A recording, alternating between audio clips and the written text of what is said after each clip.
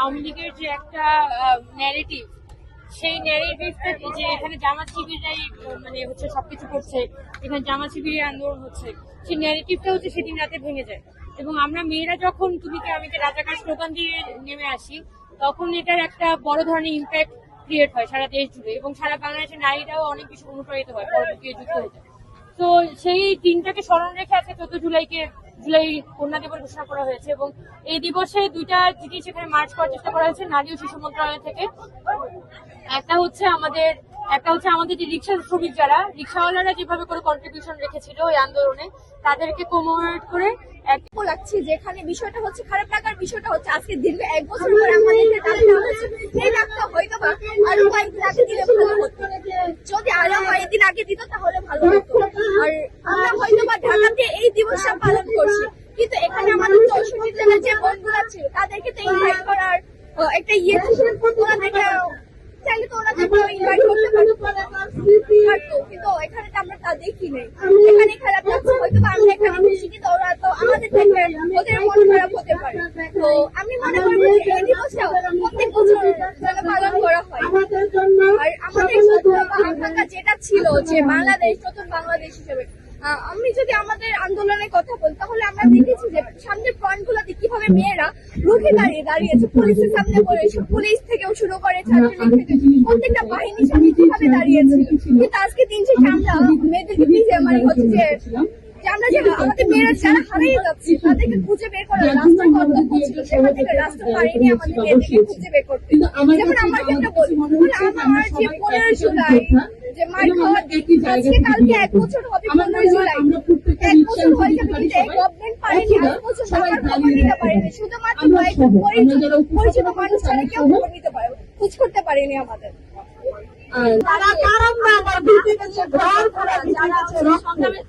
ছিল যারা যে যা অবস্থান থেকে আছে তাদের অংশগ্রহণ কি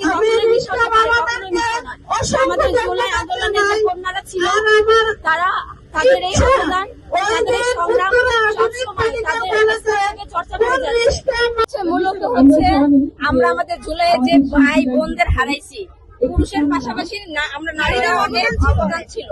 তো আমাদের এই যে ভাই বোনদের হারাইছি সেই বোনদের উদ্দেশ্যে আজকে আমরা রিক্সা র্যালি করেছি, এই প্রোগ্রামটা আজকে করছি। ওদের স্মরণ রাখার জন্য হচ্ছে সারা দেশকে আমরা এটা জানান দেওয়ার জন্য আমরা আজকে রিক্সা র্যালি করেছি। মানে আজকে হচ্ছে জুলাই কন্যা দিবস, তো এই জন্য আর কি আমরা জুলাই কন্যা দিবসটাকে স্মরণ করার জন্য আমরা মানে এই র্যালিটা করা হয়েছে আর কি। রিক্সা নিয়ে অন্য কিছু হইতে পারতো, রিক্সা নিয়ে কেন? কারণ রিক্সা আমাদের যেরকম অবদান ছিল সেরকম আমাদের মানে রিক্সাওয়ালা ভাইদেরও অনেক ই ছিল আর কি জুলাইতে।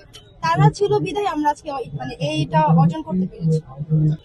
এটা হচ্ছে যখন আমরা দেখতেছি আমাদের ভাইদের অনেক আহত নিহত করতেছে, তখন আমরা ঘরে বসে থাকতে পারিনি। আমাদের ভিতর থেকে যে জাগরণ সৃষ্টি হয়েছে ওটা থেকে আমরা বের হয়ে গেছি। কেন আমাদের ভাইদের মারবে? আমরা তো অন্যায়ের কোনো দাবি করিনি, ঠিক না? এই স্বৈরাচার সরকারের পতনের জন্য আমরা নামছি।